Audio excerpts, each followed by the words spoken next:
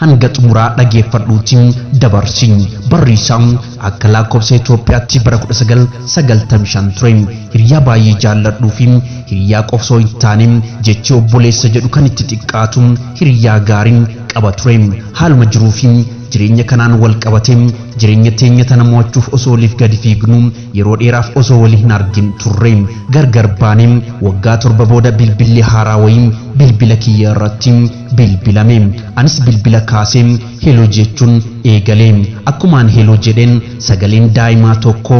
abbaa jedhu nan dhagahe anis baay'een rifadhee eenyu jedhee gaafadhe daa'imni kunis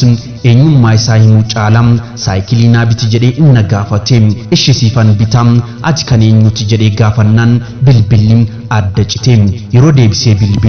bilbila sana daa'ima sana osoo hin taane haadha daa'imaatitu bilbila san kaasee heloo wal jechuun eegallee eenyu jedhu jedhee ishee gaafadhe maqaa ishee mattee akkana jechuun eegaltee waggaa jaanaadhaan maqaa hiriyaa isaa dhooftee waliin bultii jaarranne turre dhibee tasaatiin abbaa manaa koo dhabe mana keessaa suuraa baay'ee inni jaallatu tokko kan hiriyaa isaa waliin ka'e tokkotu jira suuraa sana duubaan gaafa rakkattan lakkoofsa kana irratti bilbilaa waan barbaadan gaafadhaa jedhee barreessee jira kanaaf daa'imni kiyya suuraa osoo laalu lakkoofsa bilbilaa argee si bilbilee waan fedhii isaa si gaafate jettee boyaa haasaa dhaabdee yeroo kana argamuun hiriyaa kiyya na gammachiise du'uun isaa ammoo garmalee nanaasee waan ta'u na wallaalchise anis battalumatti iddoo isaan jiran gaafadhee bira deemee amaanaa hiriyaan kiyya natti gatee deemee hanga hadhaam